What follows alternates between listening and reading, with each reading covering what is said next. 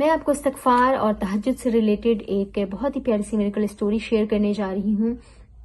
ایک بہن نے بتایا ہے کہ بسم اللہ الرحمن الرحیم، السلام علیکم پیارے دوستو، امید کرتی ہوں آپ سب خیریت سے ہوں گے۔ رب اشرح لی صدری ویسر لی امری واحلل عقدۃ من لسانی یفقہوا قولی۔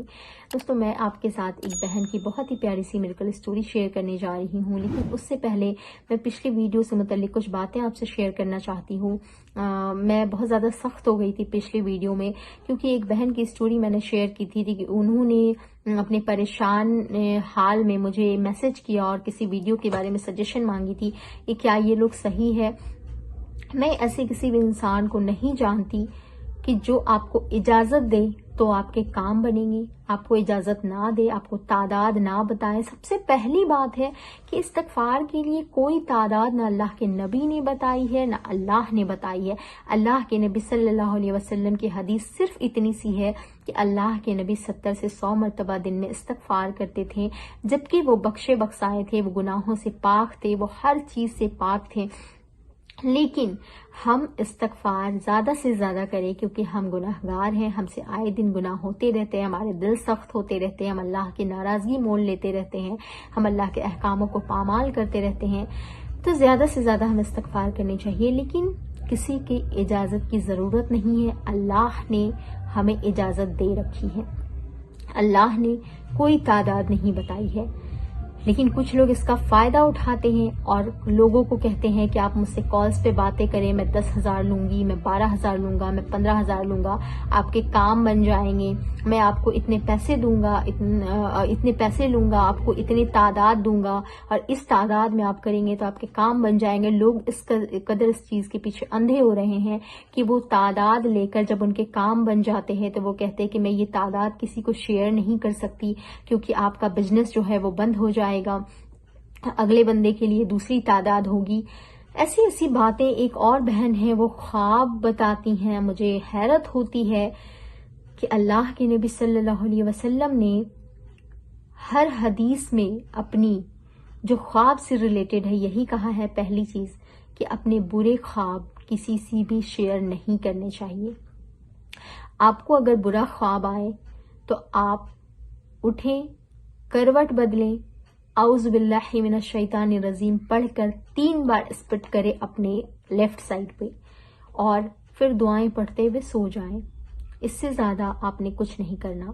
اچھے خواب اللہ تعالیٰ کی طرف سے ہوتے ہیں۔ کبھی کبھی ہم جو چیزیں اپنے دن بھر سوچ رہے ہوتے ہیں وہی چیزیں ہمارے دل و دماغ میں آتی ہیں۔ اب کچھ لڑکیاں اور کچھ لڑکے اپنی محبتوں کے چکر میں اس قدر پاگل ہیں کہ مجھے حیرانگی ہوتی ہے کہ کچھ لوگ فریج کے بارے میں خواب بتاتے ہیں، کچھ واشنگ مشین کے بارے میں بتاتے ہیں، کچھ واٹر کولر کے بارے میں بتاتے ہیں، کچھ واٹر فلٹر کے بارے میں بتاتے ہیں۔ مطلب آپ اس سے ریلیٹڈ خواب کی تعبیر جانتے ہو، اللہ کے نبی نہیں جانتے تھے۔ اللہ کے نبی کے زمانے میں fridge, washing machine, cooler, water cooler یہ ساری چیزیں ہوتی تھی جو اللہ کے نبی نے آپ کو آئیڈیا دے کر رکھا ہو کہ اس چیز سے ریلیٹڈ خواب کی تعبیر یہ ہوگی۔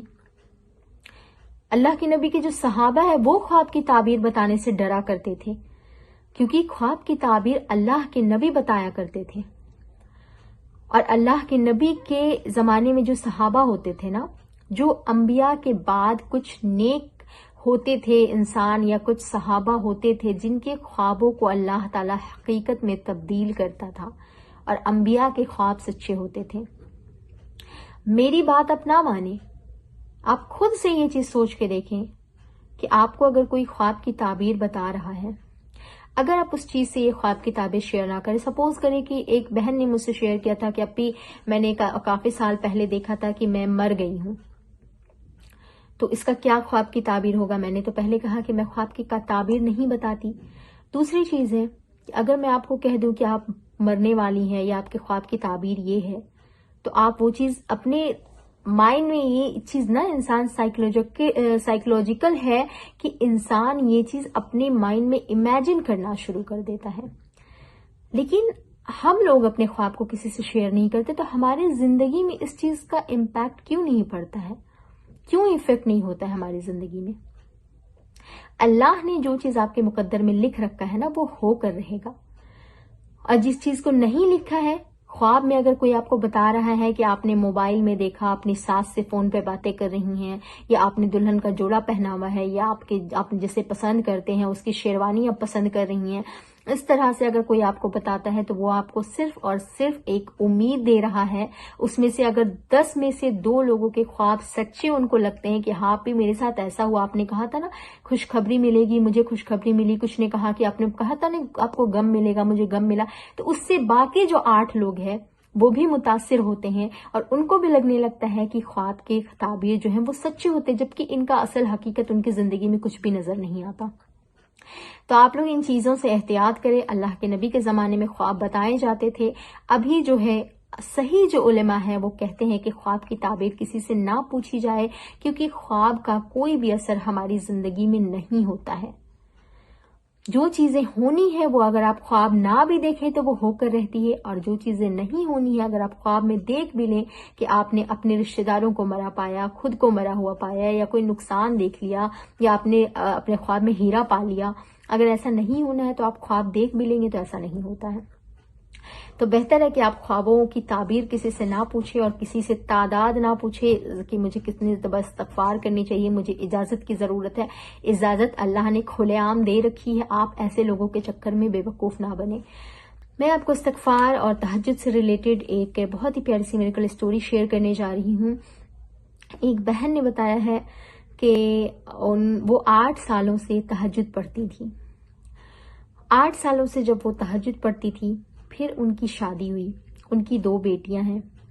الحمدللہ سب کچھ صحیح چل رہا تھا، لیکن 2 بیٹیاں ہو گئی. اس کے بعد ان کی زندگی اچھی نہیں چلنے لگی. بہت سارے شادی شدہ رشتوں میں مسئلے ہوتے ہیں. ان کا ڈائیورس ہو گیا.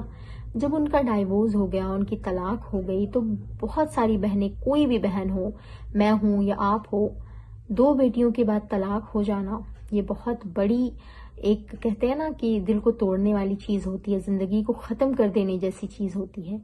اس بہن کے ساتھ بھی یہی ہوا. وہ بالکل ٹوٹ چکی تھی، بالکل مایوس ہو چکی تھی، اور ہر وقت ان کے دل میں ایک ڈر لگا رہتا تھا، کیا ہوگا، میرا کیا بنے گا. لیکن کہتے ہیں نا کہ چاہے پریشانیاں جتنی بھی بڑی ہو، اللہ سے بتائیں کہ میری پریشانی اتنی بڑی ہے. پریشانیوں کو کہ اللہ تعالیٰ تو ہر چیز کو قدرت رکھتا ہے نا دور کرنے کی.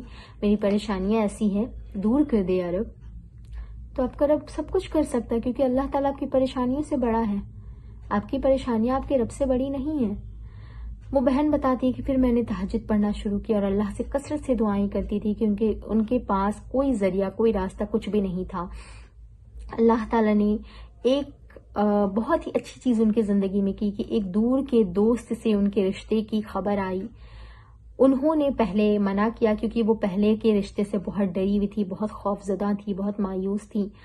اس کے بعد کیا ہوا کہ انہوں نے اس چیز کے لیے بھی اللہ سے ہی مشورہ کیا اور اللہ سے کہا جب بھی کوئی رشتہ یا کوئی بھی ایسی چیز آپ کام شروع کرنے جائے تو استخارہ ضرور کرے. اس بہن نے اللہ سے مشورہ کیا کہ اللہ اگر یہ میرے حق میں بہتر ہے تو میرے لیے کر دے، کیونکہ پہلے کا جو ایکسپیرینس تھا ان کا کافی خراب رہا تھا. اور وہ کہتی ہیں کہ میں ہمیشہ تہجد پڑھتی تھی اور اللہ سے دعائیں کرتی تھی. اللہ نے بہترین فیصلہ کیا کہ اب میں شادی شدہ ہوں اور بہت خوش ہوں اپنی 2 بیٹیوں کے ساتھ اور اپنے شوہر کے ساتھ. اللہ نے ان کے لیے بہترین فیصلہ کیا. اور وہ کہتی ہیں کہ اللہ ہمیں زندگی بھر تہجد پڑھنے کی توفیق دے. تو اس لیے میں کہتی ہوں کہ اللہ تعالیٰ کی طرف استغفار کر کے آئیں، اس کے بعد اللہ کو منانے کے لیے سجدہ ریز ہو جائیں. ہر وہ اوقات تلاش کریں جس میں اللہ آپ کے قریب ہوتا ہے اور آپ اللہ کے قریب ہو سکتے ہیں. آپ سجدے کی حالت میں قریب ہو سکتے، تہجد میں قریب ہو سکتے. تہجد میں اللہ بھی خود آپ کے قریب آتا ہے. تو اللہ تعالیٰ انشاءاللہ تعالیٰ ہماری بھی مسئلوں اور پریشانیوں کو بہترین صورتحال دے گا انشاءاللہ تعالیٰ. ایسی ہی موٹیویشنل ویڈیوز کے لیے میرے چینل کو سبسکرائب کیجیے گا، بیل آئیکن ضرور پریس کیجیے گا. ملتے ہیں نیکسٹ ویڈیو میں. السلام علیکم ورحمۃ اللہ وبرکاتہ.